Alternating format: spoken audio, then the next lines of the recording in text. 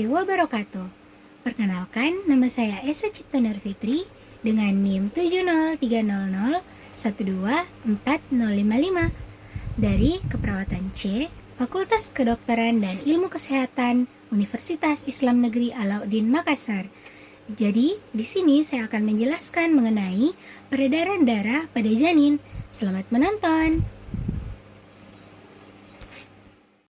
Plasenta memiliki beberapa fase, dari minggu kedua hingga minggu ke-9 dan seterusnya. Terdapat masa fase transisi yang panjang dari minggu ke-4 hingga minggu ke-12, yang dimana plasenta secara bertahap mengambil alih peran memberi makan embrio. Plasenta adalah organ hibrida yang mengandung komponen ibu dan janin. Organ ini berkembang dari lapisan yang lebih dalam dari endometrium dan troblas embrio. Darah janin mengalir ke plasenta melalui dua arteri umbilikal.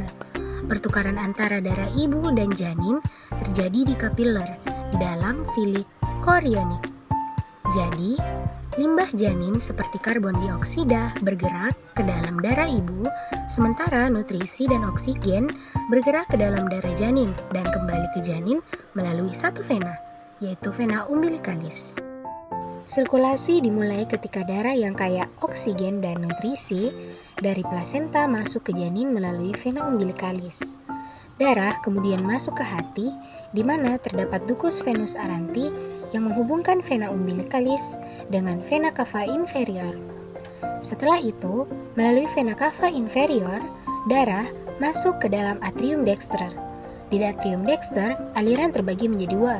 Yang pertama, sebagian masuk ke ventricle dexter dan sebagian masuk ke atrium sinistra melalui foramen ovale. Darah di ventricle dexter menuju ke paru-paru melalui arteri pulmonalis untuk memberikan nutrisi pada paru-paru yang sedang berkembang. Darah yang berada di atrium sinister masuk ke ventricle sinister. Selanjutnya, darah mengalir ke aorta. Di aorta terdapat dua aliran darah. Yang pertama, ada yang mengarah ke arteri pulmonalis melalui ductus arteriosus botalis dan ada yang mengarah ke seluruh tubuh. Darah yang banyak mengandung karbon dioksida dari seluruh tubuh masuk ke arteri umbilikalis dan kemudian kembali ke plasenta.